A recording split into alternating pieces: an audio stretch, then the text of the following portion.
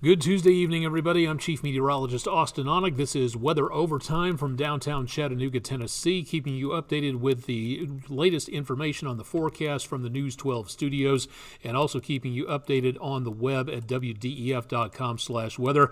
Questions, concerns, ideas, complaints, if you must, give me an email at aonek@wdef.com, and get prepared for a bit of a change in the temperatures in the next couple of days as we see numbers switch downwards into the rest of the forecast, going back into the upper 50s by Friday. But don't worry, we'll be getting back warm again as we go toward the end of this next week. Currently, a lot of clouds out there towards sunset on the Island Cove Marina and Resort web camera. A little bit of a breeze stirring the waters around, but beyond that, winds are not too brief and breezy for right now. We will see more potential of very windy conditions over the next couple of days.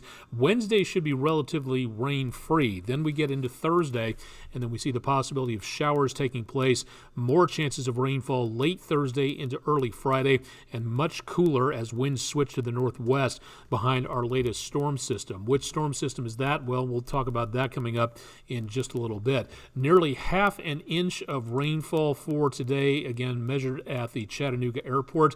We are still behind for the month of February, but just ahead for the entire year, so good news on that. 72 degrees today, came within 8 degrees of a record high temperature, but way above normal also out there. 51 degrees our low temperature.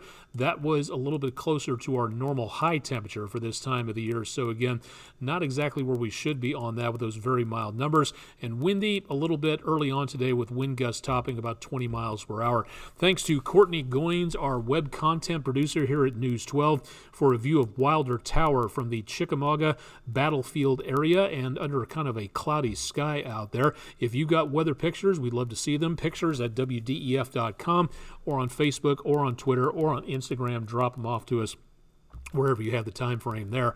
High pressure doing a very good job at this time.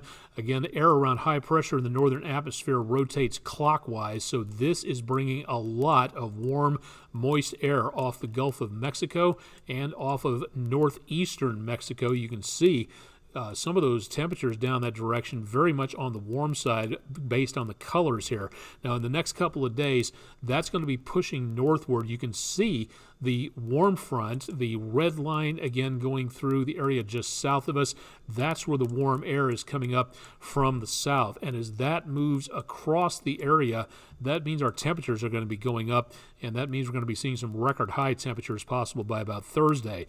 Now, back to the west of us, all of this is going to be avoiding us. We'll be looking for the potential of less in the way of snowfall as all that storm system goes well back on over to our northeast. Here's the deal, though. If you are traveling anywhere north of, say, I-70, and that's a very bad I-70 drawn line, apologies for that, we could be looking at the potential of a lot of snowfall for the Dakotas, Minnesota, Nebraska, Iowa, the western Great Lakes, and in between that area of that front coming through, we could be seeing Toronto, Detroit, Chicago, St. Louis, Des Moines, a pretty good possibility of freezing rain and sleet. Not great travel conditions anywhere between Denver and the Great Lakes, so definitely want to check ahead on your destination as we could be seeing some big problems taking place there. What we're going to be seeing is, again, a few showers taking place, possible by Wednesday morning, maybe a few popping up by early Wednesday afternoon. Then the main force of that system comes through, and we start to see better potential of showers and maybe a few thunderstorms by Thursday afternoon. But for right now, it looks like the best potential for rainfall, not on Wednesday, but it'll be coming up as we go into Thursday. Maybe some rumbles of thunder in there, but just not seeing anything in the way of major problems coming on through. And those temperatures for Thursday, unbelievable for late February. The record high for Thursday is 81, last set back in 2018, a little too close for comfort there. And looking at the possibility, some cooling temperatures coming up as we go into the weekend. We'll talk about that coming up in just a second. For tomorrow, looking for Wednesday, temperatures very mild, very breezy. We'll keep the showers out of the forecast for Wednesday, but they will be back in again as we go toward around Thursday. So wrapping up Mardi Gras and getting into the season of Lent on Wednesday with Ash Wednesday coming through. Looks like it should be dry and no major problems for getting out for the noon or the evening imposition of ashes if you're going to those. Temperatures, again, by the time we hit Thursday, very much on the mild side there. And then temperatures begin to take a bit of a tumble into the lower 60s to upper 50s by Friday. That's also where we start to see chances of rainfall coming on through the weekend. It doesn't look like a weekend washout, but there will be some areas of rainfall out there that could be sticking around for a decent amount of time. So we could be seeing the potential of maybe 70% chance of development of showers on Saturday, and then down to a 30% chance on Sunday. So if you have outdoor plans, you might be better off on Sunday than at any other time frame there. And then showers linger through Monday and then clear up as we see temperatures drop back down again after we go upwards on the temperatures from Friday into next Monday. So no winter weather being seen whatsoever. Severe Weather Awareness Week is this week for Tennessee, Alabama, and Georgia. You've already had your weeks. Today's topic is lightning, the underrated killer. You can find out more about this through the National Weather Service in Morristown, which covers the northern portion of the News 12 viewing area. That's at weather.gov/MRX. Average bolt temperature, lightning, is about 50,000 degrees Fahrenheit. That's 5 times hotter than the surface of the sun. The average bolt size, if you were to slice a lightning bolt in half, kind of like chopping down a tree, it would be about as thick as a pencil to around your pinky finger. When you're out and about and you see lightning, it's time to get back indoors. So this is one of the best things you can possibly remember. This one poem, "When thunder roars, go in." A sturdy in structure is going to be your best bet to go to. And again, never shelter under a tree or a tall object, and avoid open areas where you are the tallest object.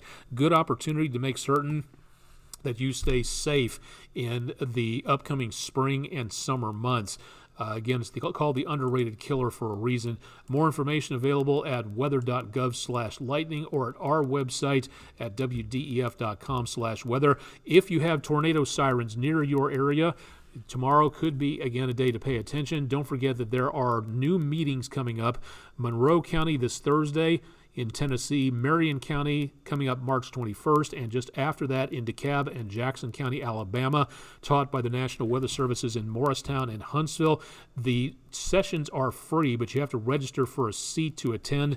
You can do that at their website, weather.gov/MRX or /HUN for the National Weather Service in Huntsville. And you can also take the National Weather Service course online. That's available through the National Weather Service in Morristown. If you can't make the meetings, good opportunity to attend virtually. We can help you program your National Weather Service radio. Learn more at our website, wdef.com/weather. Want to make certain all the teachers out there know about our opportunities to be able to come out and visit your classroom for a brief visit to where we can talk about weather, weather safety, forecasting, the mathematics and the science of meteorology, more about emergency communications, more about what to do when severe weather is going to be a problem, and how to fight the fear by being prepared. It's a good opportunity to learn, so find out more at wdef.com/weather and click on Weather in the Classroom on the menu drop-down section, and you can find out more about how to get Chip Chapman or myself out to your classroom. For more on that, you can stay tuned to my social media pages. All the details available there on numerous locations out there, so drop by and see what we're posting out there this week.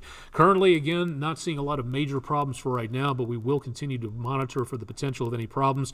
Tomorrow morning, for, again, not for Tuesday, but for Wednesday morning, 10:30 Eastern, 9:30 Central. If there are tornado sirens around your area, the National Weather Service, working in coordination with state authorities, will be testing the tornado sirens, but only if the skies are going to be clear, free of rainfall, so we don't get anybody worried about what's coming up with severe weather. So be prepared for that coming up tomorrow. It's also a good time to test your National Weather Service radio, so get that ready. Again, that's 10:30 Eastern, 9:30 Central tomorrow, the 22nd of February.